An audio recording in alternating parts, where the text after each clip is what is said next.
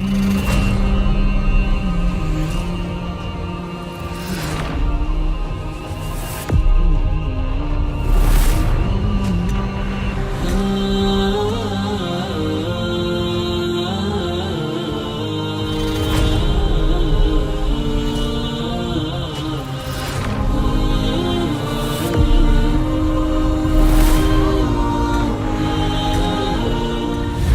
ఇల్ము నేర్చుకోము, మేము చదువుకోము అని బాహటంగా ఈరోజు ఏదైతే సర్వేలు చెప్తున్నాయో ఆ సర్వేలో మనం వింటే చాలా నిర్ఘాంతపోతాం. మన పరిస్థితి ఎలా ఉందో ఒకసారి చూడండి. ఈరోజు BBC రిపోర్ట్ ఇచ్చింది, భారతదేశంలో ఉన్నటువంటి ముస్లిం పిల్లలు ఎవరైతే ఉన్నారో 25% వారి పరిస్థితి ఎలా ఉందంటే 6 సంవత్సరాల నుండి 14 సంవత్సరాల వయసు ఉన్నటువంటి ముస్లిం పిల్లలు ఎవరైతే ఉన్నారో అందులో 25% వారు స్కూలు ముఖం కూడా చూడలేదు, స్కూలు మెట్లు కూడా ఎక్కలేదు. ఇది మన హోమ్ యొక్క పరిస్థితి. ఏ హోమ్లో అయితే, ఏ జాతిలోనైతే, ఏ గ్రంథంలోనైతే చదవండి బాబు అని ముహమ్మద్ ప్రవక్త సల్లల్లాహు అలైహి వసల్లం వారు చదువు గురించి చెప్పారు. ఆ చదువుకు ఈరోజు ముస్లింలు దూరం అయిపోయి రిజర్వేషన్ల వెనుక పరుగులు తీస్తున్నారు. నిజంగా చెప్పాలంటే ముహమ్మద్ సల్లల్లాహు అలైహి వసల్లం వారు తెలియజేశారు. ఇబ్నే మాజా హదీస్ నంబర్ 224, తలబుల్ ఇల్ము ఫరీజతున్ అలా కుల్లి ముస్లిమా, ప్రతి ముస్లిం స్త్రీ మరియు పురుషునిపై చదువు నేర్చుకోవడం, ఇల్ము నేర్చుకోవడం తప్పనిసరి చేయడం జరిగింది. ఏ విధంగానైతే మీరు నమాజ్ చదువుతారో అదే విధంగా ఇల్ముని నేర్చుకోవడం, నాలెడ్జ్ నేర్చుకోవడం తప్పనిసరి అని చెప్పిన ధర్మంలో ఈరోజు ముస్లింల పరిస్థితి ఇంత దారుణంగా ఉంది. ఈరోజు భారతదేశంలో ముస్లింలు అనధికారికంగా 25% ఉన్నారు. కానీ IASలో, ఇండియన్ అడ్మినిస్ట్రేషన్ సర్వీస్, ఎక్కడైతే అడ్మినిస్ట్రేషన్ ఉంటుందో IASలో ముస్లింల యొక్క రిప్రజెంటేషన్ 3%, IPSలో 4% కంటే తక్కువ, IFS ఇండియన్ ఫారెన్ సర్వీస్లో 1.8%. ఇది మన ముస్లింల పరిస్థితి. ఈరోజు సర్వోన్నత న్యాయస్థానం, సుప్రీంకోర్టు అంతేనైతే అంటామో, ఒక చీఫ్ జస్టిస్ ఆఫ్ ఇండియా 33 మంది జడ్జిలు ఎవరైతే ఉన్నారో, ఒక చీఫ్ జస్టిస్ ఆఫ్ ఇండియాతో పాటు 34 మందిలో ఒక్క ముస్లిం కూడా మీకు అక్కడ కనిపించకపోవడానికి కారణం ఏంటి? ఎవరైనా హిందువులు RSS BJP వాళ్ళు ఆపుతున్నారా? కాదు, మన హోంలో మన పెద్దలే ఆపుతున్నారు, మీరు చదువుకోకండి అని. అలాంటి దుస్థితి ఈరోజు మన సమాజంలో ఉంది. చాలా సిగ్గుతో ఈ విషయాన్ని చెప్తున్నాను, బాధతో చెప్తున్నాను, అర్థం చేసుకునే ప్రయత్నం చేయండి. ఈరోజు కర్ణాటకలో ఎప్పుడైతే హిజాబ్ బ్యాన్ అయిపోయిందో అక్కడ జడ్జి గారు అడుగుతున్నారు, అక్కడ ముందు ఒక అడ్వకేట్ ఉన్నారు, ఏమడుగుతున్నారు? ఇజ్ ఇట్ మ్యాండేటరీ, ఇది ఇట్స్ అబ్లిగేషన్, ఇది తప్పనిసరియా మీ ధర్మంలో అంటే ఆయనకు పాపం తెలియదు ఖురాన్ నుండి ఎలా చెప్పాలో. ఈరోజు మన ముస్లిం సమాజంలో అడ్వకేట్లు లేనప్పుడు, జడ్జులు లేనప్పుడు ముస్లింలను ఎవరైతే అమాయకంగా తీసుకెళ్లి జైల్లో బంధిస్తున్నారో వారికి ఎవరండి బెయిల్ ఇచ్చేది? మన మసీదులపై, మదర్సాలపై, ముస్లింలపై, ముస్లిం హోంపై, ముస్లిం జాతిపై ఏవైతే కేసెస్ పెడుతున్నారో వాటిని ఛాలెంజ్గా నిలబడి ఈ వాదించేటటువంటి అడ్వకేట్లు, జడ్జి లేనప్పుడు మన పరిస్థితి ఎలా ఉంటుంది ఒక్కసారి ఆలోచించండి. ఈరోజు విద్యారంగంలో, ఎడ్యుకేషన్ ఫీల్డ్లో ముస్లిమ్స్ ఎలా ఉన్నారు ఒక్కసారి అర్థం చేసుకోండి సోదరులారా. తల్లి బడి మొదటి బడి అని చెప్పారు ప్రవక్త ముహమ్మద్ సల్లల్లాహు అలైహి వసల్లం వారు. కానీ భారతదేశంలో ఉన్నటువంటి ముస్లిం మహిళలు ఎవరైతే ఉన్నారో 48% వారు ఇల్లిటరేట్. 48% ముస్లిం మహిళలకు చదవడం రాయడం రాదు. ఎవరండి వారు? ముస్లిం మహిళలు భారతదేశంలో ఉండేవారు. ఒకవేళ తల్లి చదువుకుంటే పిల్లలు జీనియస్ అవుతారు, తల్లి గ్రాడ్యుయేట్ అయితే పిల్లలు పోస్ట్ గ్రాడ్యుయేట్ అవుతారు, తల్లి పోస్ట్ గ్రాడ్యుయేట్ అయితే పిల్లలు PhD అవుతారు, తల్లి PhD అయితే పిల్లలు UPSC సివిల్ సర్వీసెస్ వైపునకు అడుగులు వేస్తారు. ఎందుకంటే ఎక్కువగా ఎవరి దగ్గర ఉంటారు పిల్లలు అంటే తల్లి దగ్గర ఉంటారు. అతడు పెద్దోడైపోయినా ఏదైనా అడగాలి, ఏదైనా చెప్పుకోవాలి తన బాధ అంటే తండ్రి దగ్గరికి వెళ్ళాడు, తల్లి దగ్గరికి వెళ్తాడు. మమ్మీకి లాల్డా అని చెప్తుంటారు, ఎందుకంటే తల్లి దగ్గరే పిల్లలు ఎక్కువగా ఉంటారు. అలాంటి తల్లి ఒడి ఎలా ఉంది? నిరక్షరాస్యతో నిండిపోయి ఉన్నట్లయితే ఆ తల్లి ఎలా ఎడ్యుకేషన్ ఇస్తుందండి? కాబట్టి ముస్లిం మహిళలకు నేను మనవి చేసుకున్నాను, మనం షరియత్లో ఉంటూ పరదా పాటిస్తూ స్కూల్, కాలేజెస్, హయ్యర్ ఎడ్యుకేషన్స్ కోసం అడుగులు వేయాల్సినటువంటి అవసరం ఎంతైనా ఉంది.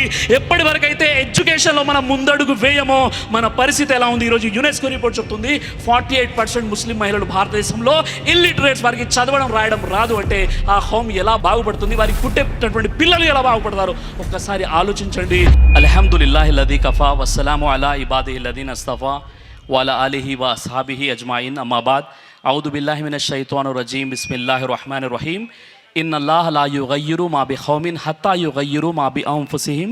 రబ్బిష్రహ్ లీ సద్రీ వయస్సిర్ లీ అమ్రీ వహ్లుల్ ఉఖ్దతం మిన్ లిసానీ యఫ్ఖహూ ఖౌలీ. అనంత కరుణామయుడు, అపార కృపాశీలుడు, ఆయన చక్రవర్తి, ఎంతో పరిశుద్ధుడు, సురక్షితుడు, శాంతి ప్రదాత, సంరక్షకుడు, సర్వాధికుడు, సర్వోత్తముడు, సజీవుడు, నిత్యుడు, అనంతుడు, అగోచరుడు, జీవిత సహచరి లేనివాడు, తల్లి, తండ్రి, కుమారుడు, కుమార్తెలు అనే సంసారిక సుఖ దుఃఖాలు వర్తించని పరమ పవిత్రుడు అల్లాహ్ సృష్టి వ్యూహాన్ని రచించేవాడు, దానిని అమలుపరిచేవాడు, ఆపై దాని ప్రకారం రూపకల్పన చేసేవాడు, విశ్వవిఖ్యాత నైతిక సార్వభౌముడు, కాలగతినే మార్చివేసిన శూరుడు, ప్రపంచ విప్లవాల్లో అత్యద్భుతమైన విప్లవాన్ని లేవదీసిన మేటి యోధుడు, మూఢ జనాన్ని మహాజ్ఞానులుగా మార్చివేసిన అద్వితీయ సంస్కర్త, బానిసలను పాలకులుగా మార్చిన అనుపమ ప్రతిభశాలి, జీవనదాయక ఇస్లాం సందేశాన్ని మానవాళికి అందజేసిన మానవ మహోపకారి, విశ్వ ప్రవక్తల నాయకుడు, సత్యవంతుడు, విశ్వసనీయుడు, నిజాయితీపరుడు, కరికంబలిధారి, హరిత గుమ్మట వాసి, అంతిమ దైవ ప్రవక్త, జగద్గురువు, రహ్మతలిల్ ఆలమీన్, ఇమాముల్ అంబియా, ఖాతమ నబీ ముహమ్మదు రసూలుల్లాహ్ సల్లల్లాహు అలైహి వసల్లం వారిపై అల్లాహ్ యొక్క శాంతి, కారుణ్యం మరియు శుభాలు వర్షించుగాక. ఆమీన్. నేను ముందుగా మనందరి సృష్టికర్త అయినటువంటి అల్లాహ్కు సహస్రాది కృతజ్ఞత అభివందనాలు తెలుపుకున్నాను. అలాగే నేటి ఈ కార్యక్రమానికి విచ్చేసినటువంటి సోదరిమణులు, సోదరులు, అలాగే ఇక్కడ ఉన్నటువంటి యువత, పారిశ్రామికవేత్తలు, విద్యార్థులు, మీ అందరినీ కూడా నేను ఇస్లామీయ పద్ధతిలో ఆహ్వానిస్తున్నాను. అస్సలాము అలైకుం. దీని అర్థం సృష్టికర్త అయినటువంటి అల్లాహ్ యొక్క శాంతి, కారుణ్యం మరియు శుభాలు మీ అందరి జీవితాలపై వర్షించుగాక. ఆమీన్. ఈరోజు ఏదైతే అంశం మనం చర్చించుకోబోతున్నామో అది ముస్లింల పురోగతి ఎప్పుడు, ఎలా. ఈరోజు మన సమాజంలో ఎటు చూసినా కూడా పురోగతి అనేది ముస్లిమేతర సమాజాల్లో కనిపిస్తుంది. మనం చూస్తున్నాం, మనిషి శాస్త్ర సాంకేతిక రంగాల్లో ఎంతో పురోభివృద్ధిని సాధించాడు, చంద్రమండలంపై అడుగుపెట్టాడు. ప్రతిరోజు కూడా కొత్త కొత్త ఆవిష్కరణలు, ఇన్నోవేషన్స్ అనేవి జరుగుతున్నాయి.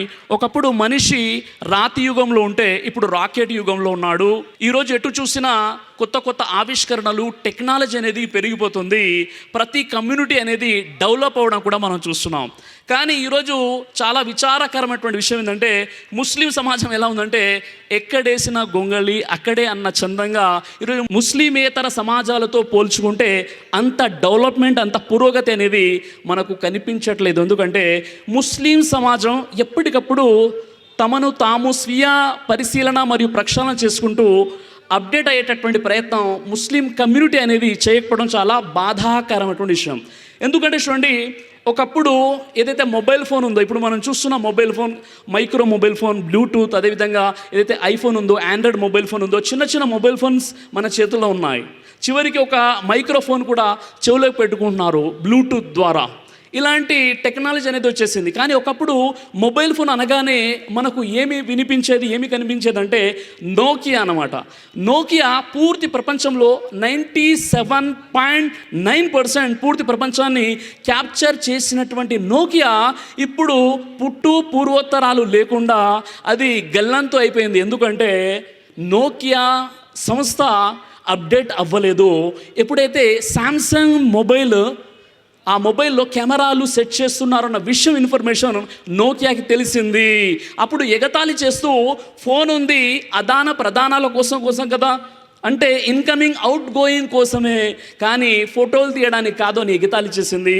అలాగే ఎప్పుడైతే బ్లాక్బెర్రీ ఈమెయిల్ని సెట్ చేస్తుంది, అలాగే ఐఫోన్ టచ్ స్క్రీన్ కోసం ఆలోచిస్తున్నప్పుడు నోకియా ఫోన్ ఏం చేసిందంటే రింగ్ టోన్స్పై ఎక్కువగా ఫోకస్ చేసింది. చివరికి ఈ విషయం తెలిసినప్పుడు కూడా తనకు తాను అప్డేట్ అవ్వకుండా ఆ CEO చెప్పినటువంటి విషయం ఏంటంటే, ఫోన్ యొక్క పర్పస్ ఏంటండి, ఇన్కమింగ్ అవుట్ గోయింగ్ కదా, కొత్త కొత్త రింగ్ టోన్స్ని మేము పరిచయం చేస్తున్నామని ఈ విధంగా ఇతర మొబైల్ని ఎగతాళి చేసింది. చివరికి ఏమైపోయిందంటే పూర్తిగా కొలాప్స్ అయిపోయింది. ఎందుకు ఇలా జరిగిందంటే నోకియా మొబైల్ తనకు తాను అప్డేట్ చేసుకోలేకపోయింది. ఈరోజు ముస్లింల పరిస్థితి కూడా ఎలా ఉందంటే తమకు తాము అప్డేట్ చేసుకునేటటువంటి పరిస్థితి ఈరోజు ముస్లిం కమ్యూనిటీలో మనకు కనిపించట్లేదు. అది ఎలా అంటారు? ఈరోజు మన పురోగతి, ముస్లిం మహిళలు ఉన్నారు పెద్ద సంఖ్యలో, ముస్లిం పురుషులు ఉన్నారు, ఎంతమంది అయితే కూర్చొని ఉన్నారో చాలామంది ఇక్కడ నిలబడి ఉన్నారు. మనమందరూ కూడా ఈరోజు ఒక వాగ్దానం తీసుకొని, ఒక చైన్ తీసుకొని, ఒక మార్పుతో ఇక్కడ నుండి మనం బయలుదేరుదాం. అదేంటంటే ఈరోజు ముస్లింలలో చాలా సమస్యలు ఉండవచ్చు, కానీ పురోగతి సాధించడానికి, మనం అప్డేట్ అవ్వడానికి మనం ఏం చేయాలి, మన ల్యాకింగ్, మన యొక్క ఏవైతే బలహీనతలు ఉన్నాయో ఆ బలహీనతల్ని బలాలుగా ఎలా మార్చుకోవాలో చెప్పే ప్రయత్నం చేస్తాను. ఉదాహరణకి ఏ దేశాన్ని అయినా చూడండి, ఏ సమాజాన్నైనా చూడండి, ఆ దేశం ఆ సమాజము పురోగతి సాధించింది అంటే వారిలో ఎడ్యుకేషన్ ఉంది, టెక్నాలజీ ఉంది. ఈరోజు ముస్లిం సమాజంలో ఎడ్యుకేషన్ అంతగా లేదు, టెక్నాలజీ కూడా లేదు. ఉదాహరణకు చూడండి, 1945లో ఎప్పుడైతే జపాన్ని అమెరికా సర్వనాశనం చేసిందో, అణుబాంబు ప్రయోగం చేసింది హిరోషిమా నాగసాకి పట్టణాలపై, ఎటు చూసినా శిథిలమైపోయినటువంటి భవనాలు కనిపిస్తున్నాయి. పూర్తిగా జపాన్ కొలాప్స్ అయిపోయింది. దాదాపుగా 4 లక్షల మంది మృత్యువాత పడ్డారు. అప్పుడు ఒక సందేహం కలిగింది, ప్రపంచ చరిత్ర పటంలో ఇక జపాన్ ఉంటుందా లేదా అనేటటువంటి ఒక సందేహం తలెత్తింది. ఆ తర్వాత జపాను ఒక అద్భుతమైనటువంటి ప్లానింగ్ చేసి 1978 నుండి 2010 వరకు ప్రపంచంలోనే 3వ అతిపెద్ద ఆర్థిక దేశంగా నిలబడగలిగిందంటే ఎడ్యుకేషన్ మరియు టెక్నాలజీ. అలాగే ఎప్పుడైతే 1948లో ఇజ్రాయిల్ అనేటువంటి దేశం పాలస్తీనా ఆక్రమించుకొని వారు ఎప్పుడైతే ఇజ్రాయిల్ అనేటువంటి దేశాన్ని ఏర్పాటు చేశారో, చుట్టుప్రక్కల ఉన్నటువంటి 5 అరబ్బు దేశాలు ఇజ్రాయిల్పై దాడి చేస్తే ఇజ్రాయిల్ విలవిలలాడిపోయింది, తట్టుకోలేకపోయింది. అప్పుడు అమెరికా సపోర్ట్ చేయడం వల్ల ఇజ్రాయెల్ దేశం నిలబడింది. ఇప్పుడు 75 సంవత్సరాల్లో ఇజ్రాయెల్ యొక్క పరిస్థితి ఏంటంటే 57 అరబ్బు దేశాలు కలిసి కూడా ఇజ్రాయెల్ని ఏం చేయలేకపోతున్నాయి. పాలస్తీనాలో ఏదైతే నరమేధం జరుగుతుందో, ఏదైతే వారు అక్కడ దౌర్జన్యం చేస్తున్నారో ఆ దౌర్జన్యాన్ని కనీసం ఆపలేకపోతున్నారు. ఎందుకంటే అతిపెద్ద మిలిటరీ శక్తిగా ఎదిగింది. వారి దగ్గర ఎడ్యుకేషన్ ఉంది మరియు టెక్నాలజీ ఉంది. ఆ టెక్నాలజీ మరియు ఆ ఎడ్యుకేషన్ ఈరోజు ముస్లిం దేశాలలో లేదు. కాబట్టి మౌనంగా ప్రేక్షక పాత్ర వహిస్తున్నారు. ఇప్పటివరకు దాదాపుగా 30,000 మంది పాలస్తీనులు షహీద్ అయిపోయారు. 2.2 మిలియన్ నిరాశ్రులైపోయారు. 6 లక్షల మంది రెఫ్యూజీలుగా శరణార్థులుగా క్యాంపులో జీవితం గడుపుతున్నారు. ఐక్య రాజ్య సమితి ఒక ప్రకటన చేసినప్పుడు కూడా, ఎన్నో దేశాలు ప్రొటెస్ట్ చేసినప్పుడు కూడా వినేటటువంటి ప్రసక్తే లేదు. ఎందుకంటే అతిపెద్ద మిలిటరీ శక్తిగా ఎదిగింది. వాస్తవంగా చెప్పాలంటే ఇజ్రాయెల్ ఒక హైదరాబాద్ అంతా ఉంటుంది. కానీ ఎడ్యుకేషన్ టెక్నాలజీలో అంత గొప్ప విజయాన్ని సాధించారు. కాబట్టి ఏ దేశాలు కూడా ఏం చేయలేకపోతున్నాయి. మరి ఒక ఆలోచన రావచ్చు, బ్రదర్ సిరాజ్ గారు, మన భారతదేశంలో మైనారిటీలం కదండి, మనం ఏం చేయగలుగుతాం, మన గొంతు ఎవరుంటారు, మన సమస్యలు ఎవరుంటారు, మన సమస్యలు ఎవరు తీర్చుతారు అనేటటువంటి ఒక ఆలోచన మీలో రావచ్చు. వాస్తవం ఏంటంటే సోదరులారా, యాజ్ పర్ గవర్నమెంట్ రికార్డ్ ఈరోజు భారతదేశంలో ముస్లింలు 14.2%, కానీ అనధికారికంగా 25% ఉన్నారు. కానీ అదే అమెరికాలో యూదుల యొక్క పర్సంటేజ్ ఎంతో తెలుసా? కేవలం 2.4% మాత్రమే. కానీ వారి యొక్క ఇన్ఫ్లుయెన్స్, యూదులు జ్యూస్ యొక్క ఇన్ఫ్లుయెన్స్ ఏంటో తెలుసా? పార్లమెంటు నుండి పంచాయతీ చట్టాల వరకు యూదుల అనుమతి లేనిదే ఏం జరగదు. ఇది వారి యొక్క ఇన్ఫ్లుయెన్స్. దాని వెనుక ఉన్నటువంటి పవర్, ఎడ్యుకేషన్ మరియు టెక్నాలజీ, ఈ రెండింటి కూడా ఈరోజు మన హోమ్, ముస్లిం హోమ్ అనేది ఈరోజు దూరంగా ఉంది. సోదరి మల్లారా, సోదరులారా, ఎవరైతే మార్వాడి కమ్యూనిటీ ఉందో మన భారతదేశంలో దాదాపుగా 80 లక్షల మంది ఉన్నారు, 1 కోటి మంది కూడా లేరు. కానీ వారు ఒక బిజినెస్ చూడండి, ఈరోజు ఇండియన్ ఎకానమీలో 35 to 40% ట్యాక్స్ కడుతున్నారు. అందుకే గవర్నమెంట్ వారి మాట వింటుంది. ఈరోజు జైన్ కమ్యూనిటీ 0.2% మన యొక్క భారతదేశంలో, కానీ ఇండియన్ ఎకానమీలో వారి యొక్క పర్సెంటేజ్ 24% వారు ట్యాక్స్ కడుతున్నారు. ఈరోజు మనం ఎందుకు వెనకబడి ఉన్నాము, మన హోమ్ ఎందుకు వెనకబడి ఉందంటే ముస్లిం సమాజంలో ఎడ్యుకేషన్ లేదు. ఉదాహరణకు ఒక విషయం చూసినట్లయితే సచార్ కమిటీ నివేదిక ఏం చెప్పింది ముస్లింల కోసం? 2005లో మన్మోహన్ సింగ్ గారు మన భారతదేశానికి ప్రధానమంత్రిగా ఉన్నప్పుడు భారతదేశ ముస్లింల సమకాలీన పరిస్థితులపై నివేదికను అందించాల్సిందిగా ఆయన ఒక కమిటీని ఏర్పాటు చేశారు. అందులో 7 నియుక్తులయ్యారు. ఢిల్లీ హైకోర్టు మాజీ ప్రధాన న్యాయమంత్రి ఆయన రాజేందర్ సచార్ ఎవరైతే ఉన్నారో అందుకే సచార్ కమిటీ అంటారు. ఈ రాజేందర్ సచార్ పేరు మీద సచార్ కమిటీని ఏర్పాటు చేయడం జరిగింది. వారు ఏం చేస్తారంటే ఒక సంవత్సరం వరకు సుదీర్ఘంగా పరిశీలన చేసి వారు ఒక నివేదిక ఇచ్చారు. అందులో 403 పేజీల నివేదికలో ఉన్న విషయం ఏంటంటే భారతదేశ ముస్లింలు షెడ్యూల్ కులాల కంటే, షెడ్యూల్ తెగల కంటే కూడా అధ్వాన్నమైనటువంటి పరిస్థితి ఈరోజు భారతదేశంలో ఉన్నటువంటి ముస్లింలదని 2006లో ఒక రిపోర్ట్ ఇవ్వడం జరిగింది. నిజంగా చెప్పాలంటే ఈరోజు ఎడ్యుకేషన్లో ముస్లింల పరిస్థితి ఏంటో తెలుసా? హిందుస్థాన్ టైమ్స్ మార్చ్ 2, 2021 కథనం ప్రకారంగా Muslims have been the most educationally backward group in India. భారతదేశంలో ఎన్నైతే వర్గాలు ఉన్నాయో అన్ని వర్గాల్లో కూడా ఎడ్యుకేషన్లో వెనకబడినటువంటి హోమ్ జాతి ఏమైనా ఉంది అంటే అది ముస్లింలు అని ఈరోజు కథనాలు చెబుతున్నాయి. The times of India August 13, 2020 కథనం ప్రకారంగా భారతదేశ ముస్లింలు విద్యారంగంలో ఎస్సీ మరియు ఎస్టీల కంటే కూడా చాలా అధ్వాన్నమైనటువంటి పరిస్థితుల్లో ఉన్నారు. ఎవరండి? ఏ హోమ్ అయితే ఖురాన్ ముహమ్మద్ సల్లల్లాహు అలైహి వసల్లం వారిపై అవతరిస్తుంది.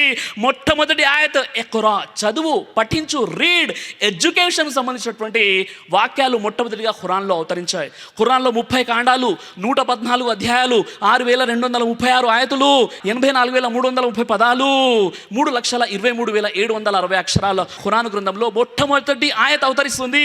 ఇఖ్రా బిస్మి రబ్బికల్లదీ ఖలక్ ఖలకల్ ఇన్సాన మిన్ అలక్ ఇఖ్రా వరబ్బుకల్ అక్రమ్ అల్లదీ అల్లమ బిల్ కలం అల్లమల్ ఇన్సాన మా లం యఅలం. ఓ ప్రవక్త, పఠించు, చదువు. ఏం చదవాలి?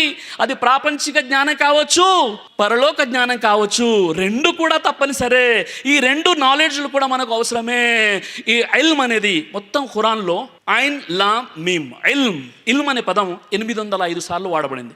అల్లా అనేటటువంటి పదం ఖురాన్లో 2000 కంటే ఎక్కువ సార్లు వాడబడింది. రెండవ స్థానంలో రబ్ అంటే ప్రభు అనేటటువంటి పదం 900 సార్లు వాడబడింది. మూడో స్థానంలో 805 సందర్భాల్లో ఇల్మ్ అనే పదం వాడబడింది. ఐన్ లామ్ మీమ్. ఇల్మ్ అంటే కేవలం ఖురాను గ్రంథాన్ని నేర్చుకోండి, హదీసు మాత్రమే నేర్చుకోండి అని అర్థం కాదు. ఇల్మ్ అంటే షరాయి ఇల్మ్ అంటే అది ధార్మిక విద్య, మరియు అస్రీ ఇల్మ్ అంటే ప్రాపంచిక విద్య. ఏదైనా కావచ్చు, దాన్ని నేర్చుకోండి అని 1400 సంవత్సరాల క్రితం మొట్టమొదటి ఆయత్ ప్రవక్తపై చదువు అని అవతరిస్తే ఈరోజు ముస్లిం సమాజం ఎలా తయారైందంటే, మేము ఇల్మ్ నేర్చుకోము, మేము చదువుకోము అని బాహటంగా ఈరోజు ఏదైతే సర్వేలు చెప్తున్నాయో ఆ సర్వేలో మనం వింటే చాలా నిర్ఘాంతపోతాం. మన పరిస్థితి ఎలా ఉందో ఒకసారి చూడండి. ఈరోజు BBC రిపోర్ట్ ఇచ్చింది, భారతదేశంలో ఉన్నటువంటి ముస్లిం పిల్లలు ఎవరైతే ఉన్నారో 25% వారి పరిస్థితి ఎలా ఉందంటే, 6 సంవత్సరాల నుండి 14 సంవత్సరాల వయసు ఉన్నటువంటి ముస్లిం పిల్లలు ఎవరైతే ఉన్నారో అందులో 25% వారు స్కూలు ముఖం కూడా చూడలేదు, స్కూలు మెట్లు కూడా ఎక్కలేదు. ఇది మన హోమ్ యొక్క పరిస్థితి. ఏ హోమ్లో అయితే, ఏ జాతిలోనైతే, ఏ గ్రంథంలోనైతే చదవండి బాబు అని ముహమ్మద్ ప్రవక్త సల్లల్లాహు అలైహి వసల్లం వారు చదువు గురించి చెప్పారు. ఆ చదువుకు ఈరోజు ముస్లింలు దూరం అయిపోయి రిజర్వేషన్ల వెనుక పరుగులు తీస్తున్నారు. నిజంగా చెప్పాలంటే ముహమ్మద్ సల్లల్లాహు అలైహి వసల్లం వారు తెలియజేశారు. ఇబ్నే మాజా హదీస్ నంబర్ 224, తలబుల్ ఇల్మ్ ఫరీజతున్ అలా కుల్లి ముస్లిమా, ప్రతి ముస్లిం స్త్రీ మరియు పురుషునిపై చదువు నేర్చుకోవడం, ఇల్మ్ నేర్చుకోవడం తప్పనిసరి చేయడం జరిగింది. ఏ విధంగానైతే మీరు నమాజ్ చదువుతారో అదే విధంగా ఇల్మ్ని నేర్చుకోవడం, నాలెడ్జ్ నేర్చుకోవడం తప్పనిసరి అని చెప్పిన ధర్మంలో ఈరోజు ముస్లింల పరిస్థితి ఇంత దారుణంగా ఉంది. సోదరులారా, ఈరోజు భారతదేశంలో ముస్లింలు అనధికారికంగా 25% ఉన్నారు. కానీ ఐఏఎస్లో, ఇండియన్ అడ్మినిస్ట్రేషన్ సర్వీస్, ఎక్కడైతే అడ్మినిస్ట్రేషన్ ఉంటుందో ఐఏఎస్లో ముస్లింల యొక్క రిప్రజెంటేషన్ 3%, ఐపీఎస్లో 4% కంటే తక్కువ, ఐఎఫ్ఎస్ ఇండియన్ ఫారెన్ సర్వీస్లో 1.8%. ఇది మన ముస్లింల పరిస్థితి. ఈరోజు సర్వోన్నత న్యాయస్థానం, సుప్రీం కోర్ట్ అని దేనైతే అంటామో, ఒక చీఫ్ జస్టిస్ ఆఫ్ ఇండియా 33 మంది జడ్జిలు ఎవరైతే ఉన్నారో, ఒక చీఫ్ జస్టిస్ ఆఫ్ ఇండియాతో పాటు 34 మందిలో ఒక్క ముస్లిం కూడా మీకు అక్కడ కనిపించకపోవడానికి కారణం ఏంటి? ఎవరైనా హిందువులు, ఆర్ఎస్ఎస్, బీజేపీ వాళ్ళు ఆపుతున్నారా? కాదు, మన హోంలో మన పెద్దలే ఆపుతున్నారు, మీరు చదువుకోకండి అని. అలాంటి దుస్థితి ఈరోజు మన సమాజంలో ఉంది. చాలా సిగ్గుతో ఈ విషయాన్ని చెప్తున్నాను, బాధతో చెప్తున్నాను, అర్థం చేసుకునే ప్రయత్నం చేయండి. ఈరోజు కర్ణాటకలో ఎప్పుడైతే హిజాబ్ బ్యాన్ అయిపోయిందో, అక్కడ జడ్జి గారు అడుగుతున్నారు, అక్కడ ముందు ఒక అడ్వకేట్ ఉన్నారు, ఏమడుగుతున్నారు? Is it mandatory? ఇది ఇట్స్ అబ్లిగేషన్, ఇది తప్పనిసరియా మీ ధర్మంలో అంటే ఆయనకు పాపం తెలియదు ఖురాన్ నుండి ఎలా చెప్పాలో. ఈరోజు మన ముస్లిం సమాజంలో అడ్వకేట్లు లేనప్పుడు, జడ్జులు లేనప్పుడు ముస్లింలను ఎవరైతే అమాయకంగా తీసుకెళ్లి జైల్లో బంధిస్తున్నారో వారికి ఎవరండి బెయిల్ ఇచ్చేది? మన మసీదులపై, మదర్సాలపై, ముస్లింలపై, ముస్లిం హోంపై, ముస్లిం జాతిపై ఏవైతే కేసెస్ పెడుతున్నారో వాటిని ఛాలెంజ్గా నిలబడి ఈ వాదించేటటువంటి అడ్వకేట్లు, జడ్జి లేనప్పుడు మన పరిస్థితి ఎలా ఉంటుంది ఒక్కసారి ఆలోచించండి. ఈరోజు విద్యారంగంలో, ఎడ్యుకేషన్ ఫీల్డ్లో ముస్లిమ్స్ ఎలా ఉన్నారు ఒక్కసారి అర్థం చేసుకోండి సోదరులారా. ఏ హోమ్ అయితే చదువుతో ప్రారంభమైందో ఆ హోమ్ చదువుకు దూరం అయిపోయింది. ఎంత దూరం అయిపోయిందంటే నివేదికలు చెప్తున్నా, ఈరోజు 2011 సెన్సస్ ప్రకారంగా భారతదేశంలో ఉంటున్నటువంటి క్రైస్తవులు, క్రిస్టియన్స్ ఎవరైతే ఉన్నారో వారు కేవలము 1.7% మాత్రమే. 2011 సెన్సస్ ప్రకారంగా ముస్లింలు 14.2%, 2011 ప్రకారంగా క్రైస్తవులు 1.7% మాత్రమే. ఈరోజు 1.7% క్రైస్తవులతో మరి ముస్లింలతో పోల్చుకున్నట్లయితే నేను అంటున్నాను ఆ ముస్లిం సమాజంతో, క్రైస్తవుని చూసుకొని మనం బుద్ధి తెచ్చుకోవాలని చెప్పను, సిగ్గు తెచ్చుకోవాలని చెప్తాను. ఎందుకంటే కొన్ని విషయాలు నేను గట్టిగా మాట్లాడతాను. ఎందుకు అంటే ఈరోజు క్రైస్తవులు ఎవరైతే 2011 సెన్సస్ ప్రకారంగా 1.7% ఉన్నారో, ఎడ్యుకేషన్తో వాళ్ళతో మనం పోల్చినట్లయితే ఈరోజు క్రైస్తవులలో 93% అక్షరాస్యత ఉంటే ముస్లింలలో కేవలం 50% మాత్రమే అక్షరాస్యత ఉంది. క్రైస్తవులలో 90% ప్రైమరీ ఎడ్యుకేషన్ని పూర్తి చేసుకున్నారు, అంటే 7th పూర్తి చేసుకుంటే ముస్లింలో కేవలం 40% మాత్రమే ప్రైమరీ ఎడ్యుకేషన్ని పూర్తి చేసుకున్నారు. క్రైస్తవులు 52% పోస్ట్ గ్రాడ్యుయేషన్ కోర్సులో అడ్మిషన్ తీసుకుంటుంటే ముస్లింలు కేవలం 2% మాత్రమే పోస్ట్ గ్రాడ్యుయేషన్ లాంటి కోర్సెస్లో వారు అడ్మిషన్ తీసుకున్నారు. ఇది మన జాతి యొక్క అధ్వాన్నకరమైనటువంటి పరిస్థితి. సోదరిమణులారా, సోదరులారా, ఒక్కసారి ఆలోచించండి, ఏమైపోతుంది మన హోమ్. ఒక డాక్టర్ దగ్గరికి వెళ్ళినప్పుడు, ఒక ఇంజనీర్ దగ్గరికి వెళ్ళినప్పుడు, ఒక పోలీస్ ఆఫీసర్ దగ్గరికి వెళ్ళినప్పుడు, ఒక లాయర్, ఒక జడ్జి దగ్గరికి వెళ్ళినప్పుడు మనం ఎలా నిలబడతామంటే అతడు చదువుకున్నవాడు కదా అని మనం చాలా గౌరవంగా నిలబడతాం. మరి ఆ విధంగా మన హోమ్లో అలాంటి గౌరవం కలిగినటువంటి వారు లేని కారణంగా మన జాతి ఏమైపోతుంది ఒక్కసారి ఆలోచించాలి. నిజంగా మన ముస్లిం జాతిలో ఎడ్యుకేషన్ లేని కారణంగా మటన్ కొట్టు మస్తాన్ భాయ్ ముస్లిం, పంచర్ షాప్ పర్వేజ్ భాయ్ ముస్లిం, కిల్లు కొట్టు సుభాని భాయ్ ముస్లిం, మంది హౌస్ అబ్దుల్లా భాయ్ ముస్లిం, బిర్యానీ సెంటర్ సుల్తాన్ భాయ్ ముస్లిం, మోజ్ బండి మోజన్ కూడా, మొత్తం హైవేలపై ముస్లింలు అందరూ కూడా ఎలా ఉంటారంటే రాత్రి 3 గంటలకు 2 గంటలకు టైర్ పంచలు వేసుకోవడానికి ఈరోజు ముస్లిం సమాజం, నేను సైతం దేశం కోసమని చిన్న చిన్న ఉద్యోగాలలో కనిపిస్తూ ఉంటారు. ఈరోజు చూడండి పరిస్థితి ఎలా ఉందో ముస్లింలది. ఎక్కడైతే మటన్ షాప్ ఉంటుందో మస్తాన్ భాయ్ ఎవరంటే మస్తాన్ భాయ్ దగ్గరికి వెళ్ళి కేజీ మాంసం తీసుకురారా బాబు అంటే వెళ్ళిపోతారు. అక్కడ మస్తాన్ భాయ్ ఏంటంటే కనిపిస్తుంటాడు, మటన్ కొట్టు మస్తాన్ భాయ్, కిల్లు కొట్టు సుభాని భాయ్, పంచర్ షాప్ పర్వేజ్ భాయ్, మోజ్ బండి మోజన్ భాయ్. ఎప్పటి వరకు అండి హోమ్? ఇంకా ఎడ్యుకేషన్ ఎప్పుడు వస్తుంది? ఇంకా ఎప్పుడు చైతన్యవంతులు అవుతారు? ఒక్కసారి ఆలోచించండి సోదరిమణులారా, సోదరులారా. మన భారతదేశంలో ముస్లింల యొక్క పరిస్థితి ఎలా ఉందో చూడండి. తల్లి ఒడి మొదటి బడి అని చెప్పారు ప్రవక్త ముహమ్మద్ సల్లల్లాహు అలైహి వసల్లం వారు. ఈరోజు కొంతమంది సరైనటువంటి పరిజ్ఞానం లేని కారణంగా కొత్త కొత్త షరియత్ల పేరుతో ముస్లిం మహిళలు కాలేజీకి వెళ్ళకూడదు, స్కూల్కి వెళ్ళకూడదు, హయ్యర్ ఎడ్యుకేషన్లో వెళ్ళకూడదు, ఇల్లు దాటి బయటికి వెళ్ళకూడదు అని చెప్పేటటువంటి అజ్ఞానులు కూడా ఈ రోజు వరకు కూడా మన ముస్లిం సమాజంలో ఉన్నారు అంటే సిగ్గుతో తలదించుకోవాలి. ఒక ముస్లిం మహిళ పరదా పాటిస్తూ స్కూల్కి వెళ్ళవచ్చు, కాలేజ్కి వెళ్ళవచ్చు, యూనివర్సిటీస్కి వెళ్ళవచ్చు, ఎల్ఎల్బి చేయవచ్చు, ఎంబీఏ చేయవచ్చు, డాక్టర్ అవ్వవచ్చు, ఏదైనా చేయవచ్చు. ఎందుకంటే మీ యొక్క భార్య, మీ కూతురు ఎవరైనా గర్భవతిగా ఉంటే ఏమంటారు? లేదండి అల్ట్రాసౌండ్ ఎవరు చేస్తారు? ఒక పరపురుషుడా? తప్పు కదా. సిజరీన్ ఎవరు చేస్తారు? ఒక పరపురుషుడా? సోదరులారా, ఇలా ఎలుగెత్తి చెప్పే సోదరులు ఎవరైతే ఉన్నారో వారితో నేను ఛాలెంజ్ ప్రశ్నిస్తున్నాను. మీ సోదరులు కనుక గైనకాలజీ డాక్టర్స్ కానప్పుడు ఎక్కడికి వెళ్తారండి? ఒక్కసారి ఆలోచించండి. మన ముస్లిం సమాజంలో బిఎడ్ చేసినటువంటి పురుషులు, స్త్రీలు లేనప్పుడు స్కూల్స్ ఎలా వస్తాయి? ఒక్కసారి చూడండి. మన ముస్లిం సమాజమైనటువంటి ఆరోపణలు తొలగించడానికి ఒక మంచి అడ్వకేట్, ఒక మంచి జడ్జి లేనప్పుడు ఎవరి దగ్గరికి వెళ్తారు? ఒక్కసారి ఆలోచించండి. ప్రతి హోమ్, ప్రతి జాతి బాగుపడుతుంది.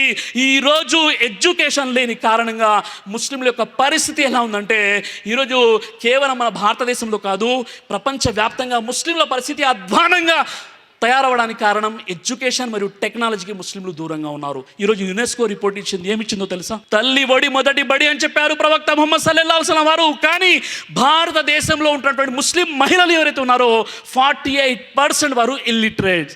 48% ముస్లిం మహిళలకు చదవడం రాయడం రాదు. ఎవరండి వారు? ముస్లిం మహిళలు భారతదేశంలో ఉండేవారు. ఒకవేళ తల్లి చదువుకుంటే పిల్లలు జీనియస్ అవుతారు, తల్లి గ్రాడ్యుయేట్ అయితే పిల్లలు పోస్ట్ గ్రాడ్యుయేట్ అవుతారు, తల్లి పోస్ట్ గ్రాడ్యుయేట్ అయితే పిల్లలు పిహెచ్డి అవుతారు, తల్లి పిహెచ్డి అయితే పిల్లలు యూపీఎస్సీ సివిల్ సర్వీసెస్ వైపునకు అడుగులు వేస్తారు. ఎందుకంటే ఎక్కువగా ఎవరి దగ్గర ఉంటారు పిల్లలు అంటే తల్లి దగ్గర ఉంటారు. అతడు పెద్దోడైపోయినా ఏదైనా అడగాలి, ఏదైనా చెప్పుకోవాలి తన బాధ అంటే తండ్రి దగ్గరికి వెళ్ళాడు. వెళ్తాడు, తల్లి దగ్గరికి వెళ్తాడు, మమ్మీ మమ్మీ మమ్మీకా లాల్డా అని చెప్తుంటారు. ఎందుకంటే తల్లి దగ్గరే పిల్లలు ఎక్కువగా ఉంటారు. అలాంటి తల్లి ఒడి ఎలా ఉంది, నిరక్షరాస్యతో నిండిపోయి ఉన్నట్లయితే ఆ తల్లి ఎలా ఎడ్యుకేషన్ ఇస్తుందండి? కాబట్టి ముస్లిం మహిళలకు నేను మనవి చేసుకున్నాను, మనం షరియత్లో ఉంటూ పరదా పాటిస్తూ స్కూల్, కాలేజెస్, హయ్యర్ ఎడ్యుకేషన్ కోసం అడుగులు వేయాల్సినటువంటి అవసరం ఎంతైనా ఉంది. ఎప్పటి వరకు అయితే ఎడ్యుకేషన్లో మనం ముందడుగు వేయమో మన పరిస్థితి ఎలా ఉంది? ఈరోజు యునెస్కో రిపోర్ట్ చెప్తుంది 48% ముస్లిం మహిళలు భారతదేశంలో ఇల్లిటరేట్స్, వారికి చదవడం రాయడం రాదు. అంటే ఆ హోమ్ ఎలా బాగుపడుతుంది, వారికి పుట్టేటటువంటి పిల్లలు ఎలా బాగుపడతారు? ఒక్కసారి ఆలోచించండి ముస్లిం సోదరి మహిళలారా. ఈరోజు రిపోర్ట్ చెప్తున్నాయి భారతదేశంలో ఉంటున్నటువంటి ముస్లింలు ఎవరైతే ఉన్నారో 33% బిలో పవర్టీ లైన్లో ఉన్నారు. అంటే దారిద్ర్య రేఖకు దిగువన 33% ముస్లింలు ఈరోజు భారతదేశంలో ఉన్నారు. అంటే ఎవరైతే పట్టణాల్లో ఉంటారో వారి యొక్క దినచర్య, రోజు యొక్క మనీ ఏంటంటే 33 రూపీస్, 33 రూపాయలు. రూరల్ ఏరియాలో ఉంటే 27 రూపీస్. అలాంటి దారిద్ర్య రేఖకు దిగు ఉన్నటువంటి వారు పరిస్థితి ఎందుకు ఉన్నారండి? ఎందుకు పేదవారుగా ఉన్నారంటే ఎడ్యుకేషన్ లేదు. ఉదాహరణకు చూడండి, ఒక ముస్లిం మహిళకు ఆ తల్లిదండ్రులు ఏంటంటే 10th తర్వాత ఇక చాలు అని చెప్పేసి ఏం చేశారంటే వివాహం చేశారు. అప్పు తీసుకొచ్చి ఆ యొక్క అధర్మ పద్ధతిలో వారు ఫైనాన్స్కి తీసుకొచ్చేసి ఏంటంటే కట్నం ఇచ్చేసి పెళ్లి చేశారు. ఆ తర్వాత ఈ అమ్మాయి వెళ్ళిపోయింది, 2 పిల్లలు పుట్టేశారు. భర్త తల్లాక్ చెప్పాడు, లేదా దుర్మార్గుడైనటువంటి భర్త నుండి హులా తీసుకుంది, లేదా భర్త డెత్ అయిపోయి ఆమె విధవరాలుగా బేవాగా ఇంటికి వచ్చేసింది.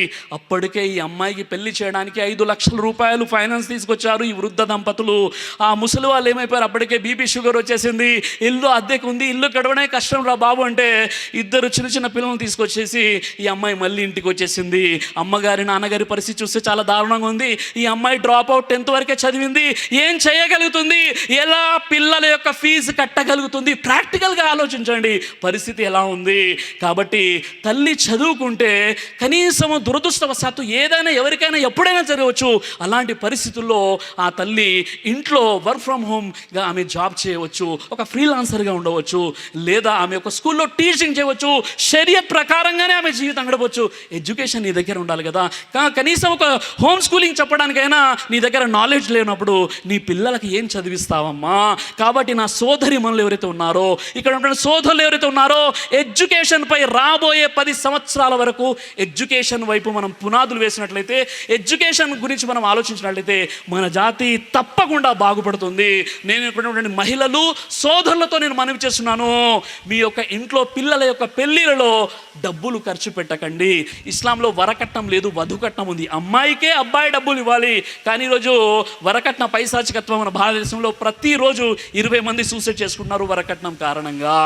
అయితే ఈరోజు నా సోదరిమణులు సోదరులు ఎవరుతున్నారో వారికి నేను తెలియజేస్తున్నాను, మీరు ఒక పూట తక్కువ తినండి, కానీ పిల్లల్ని మంచి స్కూల్లో చదివించండి. అలాగే ఇక్కడ పురుషులు ఎవరైతే ఉన్నారో మీరు దుబారా ఖర్చులు పెట్టకుండా పిల్లల ఎడ్యుకేషన్ పై ఫోకస్ చేయండి. ఈరోజు సర్వేస్ చెప్తున్నాయి ముస్లిం పిల్లలు మంచి స్కూల్లో చదివించడానికి వాళ్ళ పేరెంట్స్ దగ్గర డబ్బులు లేవు. ఒకవేళ జాయిన్ అయిపోయిన ఫీజు కట్టని వారు ఎవరైనా ఉన్నారంటే వారు ముస్లిమ్స్ అని రిపోర్ట్స్ ఉన్నాయంటే ఎంత విచారకరమైనటువంటి విషయం ఒకసారి ఆలోచించండి. ఈరోజు ముస్లింలలో hindustantimes.com ప్రకారంగా ముస్లింల యొక్క ఆర్థికంగా కూడా చాలా వెనకబడి ఉన్నారు. ఎందుకండి ఆర్థికంగా వెనకబడి ఉన్నారు? మంచి మంచి ఉద్యోగాలు, మంచి మంచి వ్యాపారాలు, మంచి మంచి బిజినెస్ ముస్లింలది ఎందుకు లేదంటే ఎడ్యుకేషన్ లేనప్పుడు బిజినెస్ ఎలా చేస్తారండి? hindustantimes.com అంటుంది ఇక్కడ ఉన్నటువంటి ముస్లిమ్స్ ఇక్కడున్న హిందువుల కంటే, క్రైస్తవుల కంటే, సిక్కుల కంటే, జైనుల కంటే కూడా ఆర్థికంగా బలహీనులు. ముస్లింలలో ఎవరైతే ధనవంతులుగా పరిగణించబడతారో హిందువులో ఉన్నటువంటి ఓబీసీల దృష్టిలో వారు పేదవారని చెప్పేసి ద హిందుస్థాన్ టైమ్స్లో కూడా ఈ యొక్క రిపోర్ట్ రావడం జరిగింది. ఒక్కసారి ఆలోచించండి ఇలాంటి పరిస్థితి ఎలా ఉంది. నిజంగా బిజినెస్లో కూడా ముస్లింల పరిస్థితి ఎలా ఉందంటే ఈరోజు మన భారతదేశానికి సంబంధించినటువంటి బాంబే స్టాక్ ఎక్స్చేంజ్ ఉందో, అదేవిధంగా నేషనల్ స్టాక్ ఎక్స్చేంజ్ ఉందో, దీనిలో చూసినట్లయితే 500 భారతదేశ ఇండియన్ కంపెనీస్లో ముస్లింల యొక్క రిప్రజెంటేషన్ 1% కూడా లేదు. అంటే ముస్లింలు ఆర్థికంగా ఎంత బలహీనలో చూడండి. అదేవిధంగా వారికి సరైనటువంటి భూములు లేవు, సరైనటువంటి ఆస్తులు కూడా లేవు. ఎందుకు అంటే ఎడ్యుకేషన్ ఉంటే ఇవన్నీ కూడా వస్తాయి. కాబట్టి ఎడ్యుకేషన్పై మనం ఫోకస్ చేయాలి. ఈరోజు ముస్లిం సమాజంలో ఉన్నటువంటి పరిస్థితి ఎంత దారుణంగా ఉందో ఒక్కసారి చూసినట్లయితే కేవలం ఇది భారతదేశ సమస్య కాదు. మనమంతా కూడా దుఆయే ఖునూత్ చదువుతున్నాం కదా, ఓ అల్లా పాలస్తీనా సోదరిమణులు సోదరులు విశ్వాసులు ఎవరైతే ఉన్నారో వారు చాలామంది షహీద్ అయిపోయారు, చనిపోయారు. ఇజ్రాయెల్ వారిపై దౌర్జన్యం చేస్తుంది. ఓ అల్లా వారిని కాపాడు, రక్షించు అని దుఆ ఖునూత్ చదువుతున్నాం. నిజంగా చెప్పాలంటే 57 ముస్లిం దేశాలు ఉన్నాయండి. చాలామంది ఇస్లామిక్ దేశాలు అనుకుంటారు, ఇస్లామిక్ దేశాలు కాదు, ఇవి ముస్లిం మెజారిటీ దేశాలు. 57 ముస్లిం దేశాలలో 5 ముస్లిం దేశాలు పూర్తి ప్రపంచంలో 25% చమురు ఆయిల్ని సప్లై చేయగలుగుతాయి. అయినప్పటికీ ఈ 57 దేశాల్లో ఈ 5 దేశాలు ముస్లిం దేశాలు ఏవైతే పూర్తి ప్రపంచానికి 25% చమురుని సప్లై చేయగలుగుతాయో ఈ 5 దేశాలు కలిసి కూడా ఇజ్రాయెల్పై ఎకనామికల్లీ బైకాట్ చేయలేకపోయాయి. అంటే ఎంత దౌర్భాగ్యకరమైనటువంటి పరిస్థితి. ఎందుకు ఏర్పడిందో తెలుసా? ఎందుకు ఏర్పడిందంటే ఈరోజు అరబ్బుల్లో ఉన్నటువంటి ఒక చాలా పెద్ద గర్వం ఏంటో తెలుసా, అహంకారం ఏంటో తెలుసా? మా దగ్గర ఆయిల్ ఉంది, మా దగ్గర పెట్రోల్ ఉంది, మా దగ్గర ధనం ఉంది, ఇక చదువు మాకెందుకు అనే ఏదైతే అహంకారం వచ్చేసిందో అరబ్ రిపోర్ట్స్ ఏముంటున్నాయో తెలుసా? ప్రతి 3 అరబ్బుల్లో ఒకడు ఇల్లిటరేట్, చదువు లేనివాడు ఉన్నాడు. ఎందుకు? తాత ముత్తాతలు సంపాదించిన ఆస్తి ఉంది, కానీ వీరికి పుట్టే పిల్లలు వారికి పుట్టే పిల్లలు భికారీలై అడుక్కునే పరిస్థితి ఏర్పడుతుంది. ఎందుకంటే ఎడ్యుకేషన్ లేదు, కేవలం ఆయిల్ని పెట్రోల్ని నమ్ముకున్నారు. కాబట్టి ప్రతి 3 అరబ్బుల్లో ఒకడు ఇల్లిటరేట్, చదువు లేని వాడే తయారవుతున్నాడు. అలాగే సోదరులారా సోదరిమణులారా, ఈరోజు అరబ్బుల పరిస్థితి కూడా ఎలా ఉందంటే మీరు చాలా బాధపడతారు. ఆ విషయం ఏంటంటే ఈరోజు ఉన్నటువంటి అరబ్బుల్లో పూర్తి 57 ముస్లిం దేశాలు ప్రతి సంవత్సరం కేవలం 300 బుక్స్ మాత్రమే ట్రాన్స్లేట్ చేస్తున్నాయి. అదే ఒక గ్రీస్ దేశం ఏదైతే ఉందో 1500 బుక్స్ కేవలం ఒక దేశం ట్రాన్స్లేట్ చేస్తుంది. అలాగే స్పెయిన్ అనేటటువంటి దేశం ప్రతి సంవత్సరం 10,000 బుక్స్ని ట్రాన్స్లేట్ చేస్తుంటే మీకు కేవలం 57 అరబ్ దేశాలు కలిపి 300 బుక్స్ని ట్రాన్స్లేట్ చేస్తున్నాయి. అలాగే రీసెర్చ్ అండ్ డెవలప్మెంట్పై కేవలం ఒక అమెరికా అనే దేశము $405 ఖర్చు పెడుతుంటే ఈ 57 ముస్లిం దేశాలు రీసెర్చ్ అండ్ డెవలప్మెంట్పై ఎంత ఖర్చు పెడుతున్నాయో తెలుసా? కేవలం $23 బిలియన్ ఖర్చు పెడుతుంది.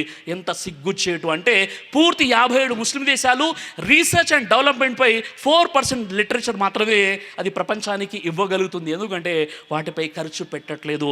మన భారతదేశం $36 మిలియన్ ఖర్చు పెడుతుంది ప్రతి సంవత్సరం రీసెర్చ్ అండ్ డెవలప్మెంట్పై. అంతెందుకు సోదరులారా, యునైటెడ్ స్టేట్స్ ఏదైతే ఉందో అమెరికా ప్రతి సంవత్సరం ఎడ్యుకేషన్పై ఎంత ఖర్చు పెడుతుందో తెలుసా? $1.3 ట్రిలియన్ ఖర్చు పెడుతుంటే ఈ 57 దేశాలు ముస్లిం దేశాలు ఏం చేస్తున్నాయంటే అందులో 5 దేశాలు ముస్లిం మెజారిటీ దేశాలుగా పరిగణించబడతాయి. అందులో ఒకటి మీకు సౌదీ అరబ్ ఉంది, ఖతర్ ఉంది, యుఏ ఉంది, పాకిస్తాన్ ఉంది, ఈజిప్ట్ ఉంది. ఈ 5 దేశాలు కలిపి ప్రతి సంవత్సరం ఎడ్యుకేషన్పై కేవలం $200 బిలియన్ ఖర్చు పెడుతుంటే కేవలం ఒక అమెరికా $1.3 ట్రిలియన్ ఖర్చు పెడుతుంది. కేవలం రీసెర్చ్ అండ్ డెవలప్మెంట్పై $405 బిలియన్ ఖర్చు పెడుతుంది అమెరికా. అలాగే చైనా దేశాన్ని చూసుకున్నట్లయితే ఈ 5 దేశాలతో మనం కంపేర్ చేసినట్లయితే చైనా కేవలం సంవత్సరం ఎడ్యుకేషన్పై $563.4 బిలియన్ ఖర్చు పెడుతుంటే ఈ 5 దేశాలు కేవలము $140 బిలియన్ మాత్రమే ఖర్చు పెడుతున్నాయి.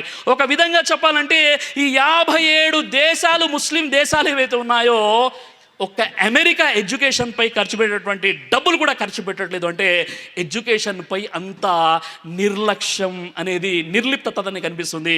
అదే బాటలో ఇక్కడ ఉన్న ముస్లింలు నడవడం చాలా విచారకరమైనటువంటి విషయం. నిజంగా చెప్పాలి అంటే 57 ముస్లిం దేశాలలో ఎన్ని యూనివర్సిటీస్ ఉన్నాయో తెలుసా? కేవలం 600 యూనివర్సిటీస్ ఉన్నాయి. వాస్తవంగా చెప్పాలంటే 580, 600 అనుకుందాం. పూర్తి 57 ముస్లిం దేశాలలో 600 యూనివర్సిటీస్ ఉన్నాయి. కేవలం ఒక అమెరికాలో 5,800 యూనివర్సిటీస్ ఉన్నాయి. మన భారతదేశంలో 8,400 యూనివర్సిటీస్ ఉన్నాయి. పూర్తి ప్రపంచంలో ఉన్నటువంటి ఈ 198 దేశాలలో టాప్ 100 యూనివర్సిటీస్లో ఒక్క ముస్లిం యూనివర్సిటీ కూడా లేదు. టాప్ 100 యూనివర్సిటీ యొక్క లిస్ట్ తీస్తే ఒక్క ముస్లిం యూనివర్సిటీ కూడా లేదు. ఈ ప్రపంచంలోని టాప్ 50 యూనివర్సిటీస్ యొక్క టాప్ 10 స్టూడెంట్స్ యొక్క లిస్ట్ తీస్తే అందులో టాప్ 5 మరియు టాప్ 6 మీకు యూదులు జ్యూసే కనిపిస్తున్నారు. ఒక్క ముస్లిం కూడా మీకు అక్కడ కనిపించడు. ఇది ముస్లింల యొక్క అధ్వాన్నకరమైనటువంటి పరిస్థితి ఎడ్యుకేషన్లో. అందుకే ఏ జాతి అయితే ఎడ్యుకేషన్లో ముందడుగు వేయదో, టెక్నాలజీని గుర్తించదో, ఈరోజు మన ముస్లిం దేశాల్లో ఎడ్యుకేషన్ లేని కారణంగా టెక్నాలజీ కూడా లేదు. కాబట్టి ఒక చిన్న దేశము ఇజ్రాయెల్ దేశం, నిజంగా ఇజ్రాయెల్ అనగానే చాలా మందిలో సానుభూతి వచ్చే అవకాశం ఉంటుంది. ఎందుకంటే చాలా టెక్నాలజీ ఉంది కదా, ఎడ్యుకేషన్ ఉంది కదా. వాస్తవం ఏంటండి, ఇజ్రాయెల్ దేశం ఏంటి, ఇజ్రాయెల్ చరిత్ర ఏంటి? ఆది నుండి కూడా యూదులు, జ్యూస్ ఎవరైతే ఉన్నారో నరహంతకులు అని చెప్పేసి బైబిల్ అంటుంది, మరియు ఖురాన్ అంటుంది. హిట్లర్ ఎప్పుడైతే 1923 నుండి 1930 వరకు యూదుల్ని ఊచకోత కోసాడు, నరమేధం సృష్టించాడు, 60 లక్షల మంది యూదుల్ని చంపేశాడు.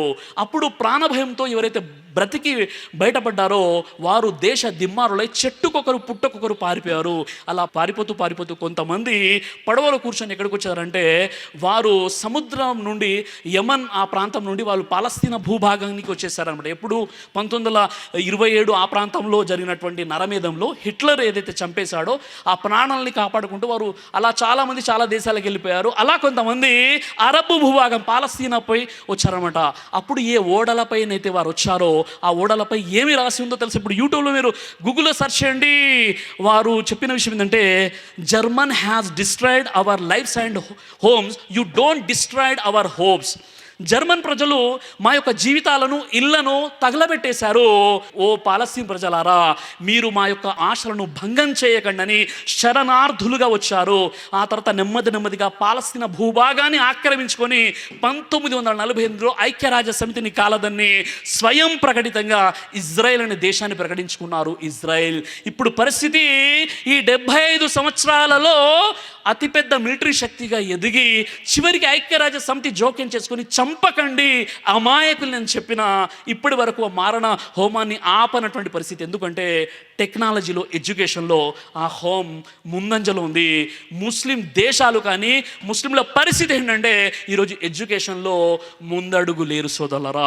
ఇక్కడ ఉన్నటువంటి ప్రతి సోదరిమణి మరియు ప్రతి సోదరుడు మనం సంకల్పం చేసుకుందాం, మనం నియత్ చేసుకుందాం, రాబోయే 10 సంవత్సరాల్లో మన పిల్లల్ని చాలా అద్భుతంగా ఉన్నతమైనటువంటి విద్యను అందిద్దాం. మన పిల్లల్ని మనం ఐఏఎస్ ఆఫీసర్స్గా, ఇండియన్ అడ్మినిస్ట్రేషన్ సర్వీస్ ఏదైతే ఉంటుందో మన భారతదేశంలో ఒక ఉన్నతమైనటువంటి ఎడ్యుకేషన్, అది ఉన్నతమైనటువంటి స్థానంలో మన పిల్లల్ని మనం చూద్దాం. ఐపీఎస్, ఇండియన్ పోలీస్ సర్వీస్ చాలా ఉన్నతమైనటువంటి వ్యవస్థ, అందులో మన పిల్లల్ని చూద్దాం. అలాగే మన పిల్లల్ని ఒక మంచి అడ్వకేట్లుగా, మంచి జడ్జిలుగా, మంచి డాక్టర్స్గా, మంచి ఇంజనీర్స్గా, ఏదైతే ప్రపంచాన్ని శాసించే రంగాలు ఉన్నాయో అన్ని రంగాల్లో మన పిల్లల్ని మనం చూడాలంటే ఈరోజు మన పెద్దలు, మన హోంలో ఉన్నటువంటి బుజుర్గులు, మన హోంలో ఉన్నటువంటి జమాతుల యొక్క సదరులు, మసీద్ కమిటీ యొక్క ముతవల్లిలు, ముఅజ్జిన్లు, ఉలమాలు, హాఫిజ్లు, హుఫాజ్లు అందరూ కలిసి ఈరోజు మన నిర్ణయం తీసుకోవాలి. మన హోంలో ఎవరైతే జీనియస్ ఉన్నారో వారు, ఎవరైతే తమ తల్లిదండ్రులు ఆ పిల్లల్ని స్కూల్లో చదివించలేరో వారి కోసం స్కాలర్షిప్ ఇచ్చేటటువంటి ప్రయత్నం మనం చేయాలి. అదేవిధంగా ఈరోజు మీకు తెలిసిన విషయమే, వైఎస్ రాజశేఖర రెడ్డి గారు 4% రిజర్వేషన్ అయితే కల్పించారు. ఇప్పుడు కూడా దానితో చాలామంది లాభాన్ని పొందుతున్నారు. అలాంటి ఏదైతే ప్రభుత్వం కల్పించినటువంటి పథకాలు ఉన్నాయో ఇక్కడ కూడా మీకు తెలుగు మీడియం ఉంది. అది కాకుండా మీకు ఆంధ్రప్రదేశ్లో, నిజంగా తెలంగాణలో ఇలాంటి సిస్టమ్ లేదు, కానీ ఆంధ్రప్రదేశ్లో ఇంగ్లీష్ మీడియం ప్రభుత్వ స్కూల్స్లో అలాంటివన్నా మనం యూటిలైజ్ చేసుకోవాలి కదండి. దాని ద్వారానే ముందుకు వచ్చే ప్రయత్నం చేయాలి. ఇది మనకు సరిపోదు. ప్రభుత్వ బడ్జెట్లో ముస్లిం మైనారిటీ ఏదైతే బడ్జెట్ ఉంటుందో అది పెంచాలి, ఎడ్యుకేషన్పై మనం ఖర్చు పెట్టాలి.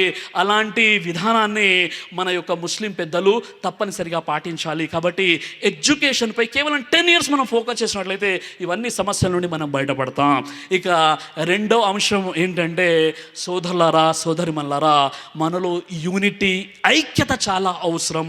ఈరోజు ఐక్యత లేని కారణంగా ముస్లిం సమాజము తన యొక్క ఏదైతే హక్కులు ఉన్నాయో హక్కుల్ని కాపాడుకోలేకపోతున్నాయి. కాబట్టి కలిసి ఉంటే కలదు సుఖం, విడిపోతే ఓడిపోతారు, ఐకమత్యమే మహాబలం. కాబట్టి ముస్లిం హంలో యూనిటీ, ఐక్యమత్యం చాలా తప్పనిసరి.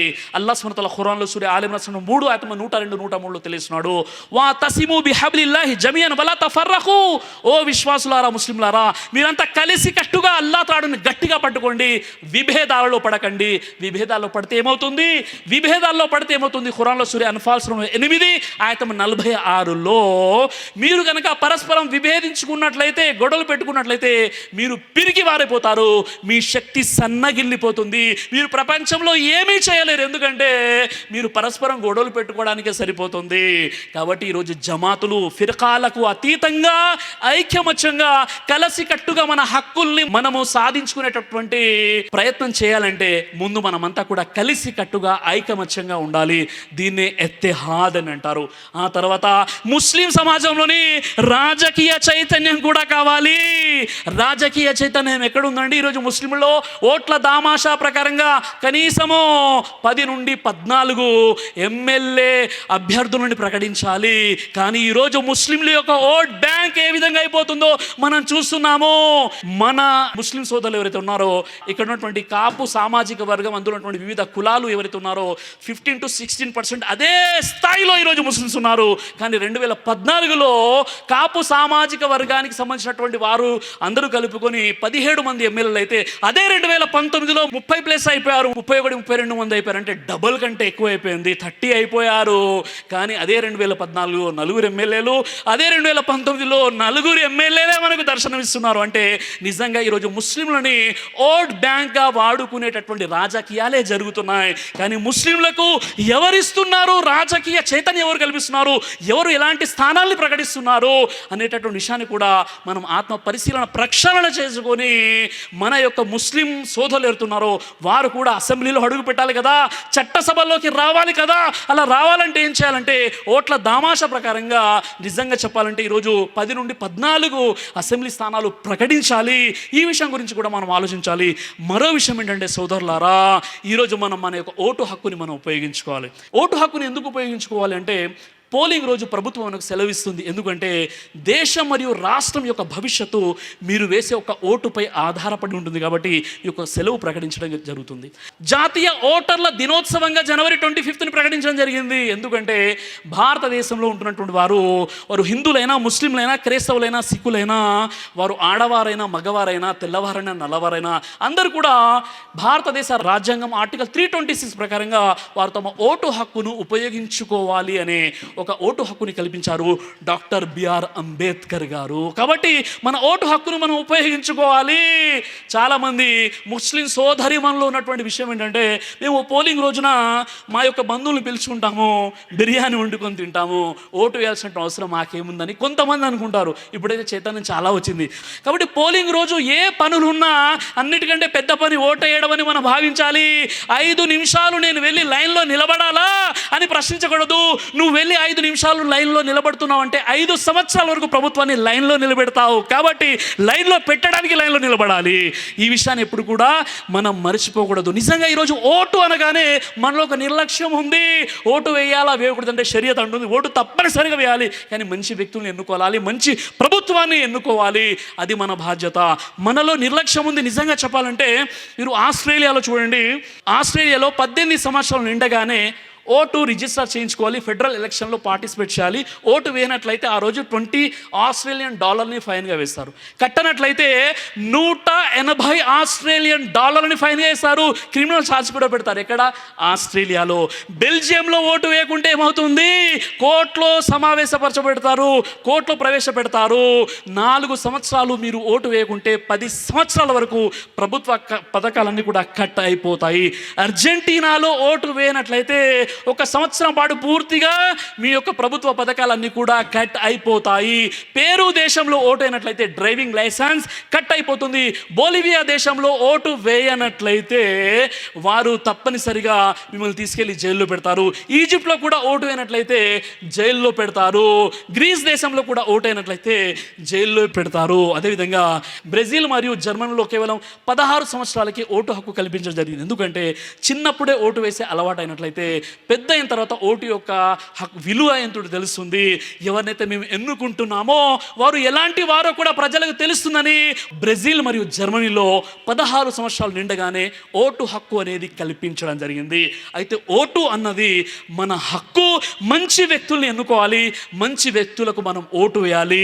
పోలింగ్ రోజు మన ఇల్లు వదిలి రావాలి, లైన్లో నిలబడి ఓటు వేసేటటువంటి ప్రయత్నం తప్పనిసరిగా చేయాలి. అప్పుడే నువ్వు భారతీయుడిగా పరిగణించబడతావు. ఎందుకంటే ఇక్కడ నీకున్నటువంటి గుర్తింపు ఏంటంటే నీ ఓటు హక్కు, దాన్ని నువ్వు సద్వినియోగం చేసుకున్నట్లయితేనే నువ్వు ప్రభుత్వాన్ని ప్రశ్నించగలుగుతావు. అయితే చాలామందిలో ఈ విషయం చెప్పిన తర్వాత, బ్రదర్ సిరాజ్ గారు నా ఒక్క ఓటుతో ఒరిగేది ఏంటి సార్, నేను ఒక్కను వచ్చేసి లైన్లో నిలబడాలా అంటే ప్రతి ఒక్కటి కూడా ఎలా అనుకుంటే పరిస్థితి ఎలా అవుతుంది? సరే అండి, నా ఒక్క ఓటుతో ఒరిగేది ఏంటంటే, నిజంగా చెప్పాలంటే మీ ఒక్క ఓటుతోనే ఒక వ్యక్తి సీఎం అవుతాడు, మీ ఒక్క ఓటుతోనే ఒక వ్యక్తి ఎమ్మెల్యే అభ్యర్థిగా నిలబడతాడు. అదేంటండి నా ఒక్క ఓటుతో సీఎం అయిపోతాడా, ఎమ్మెల్యే అయిపోతారంటే అవునండి.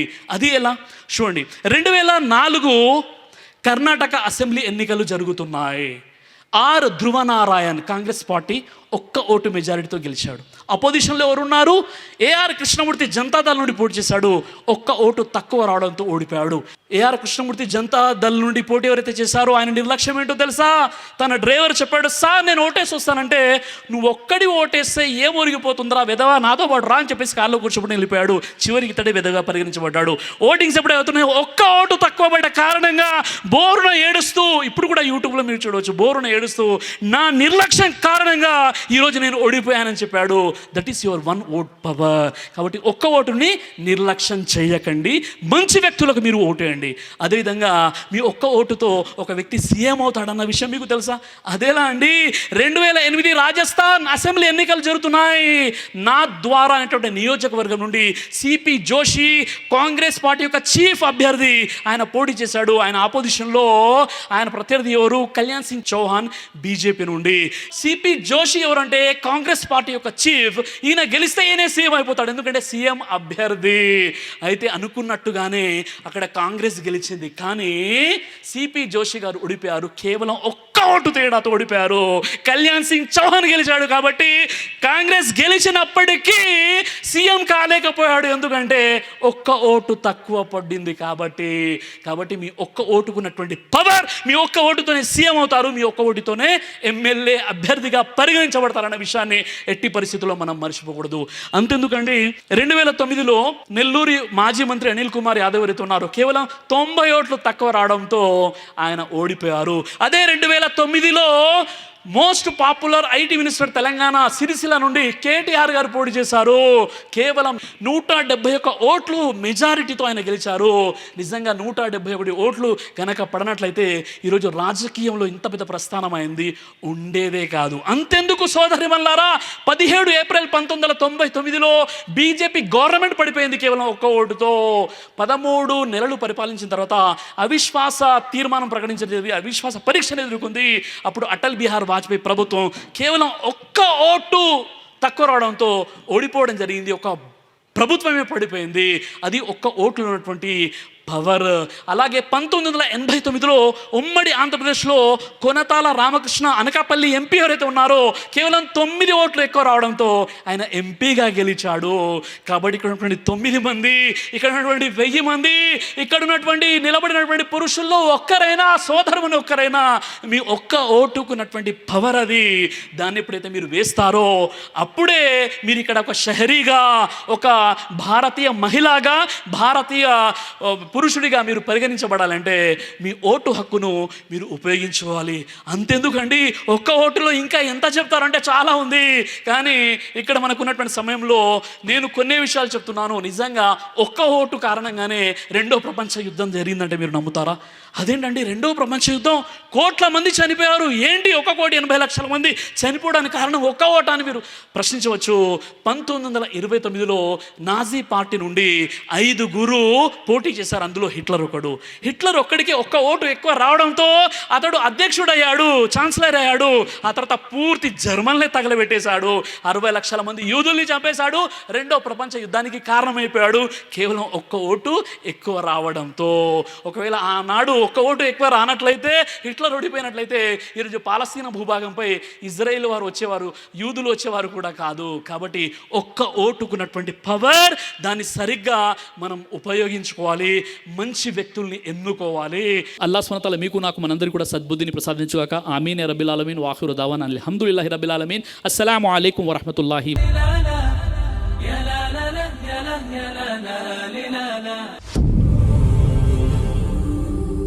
బ్రదర్ సిరాజ్ అని యూట్యూబ్ ఛానల్ని మీరు సబ్స్క్రైబ్ చేసినట్లయితే ఇన్షాల్లా దేవచిత్తం అయితే మీకు వీడియోస్ వస్తుంటాయి. అదేవిధంగా బ్రదర్ సిరాజ్ అనేటటువంటి ఫేస్బుక్ని కూడా లైక్ చేయడం వల్ల మీకు వీడియోస్ వస్తుంటాయి.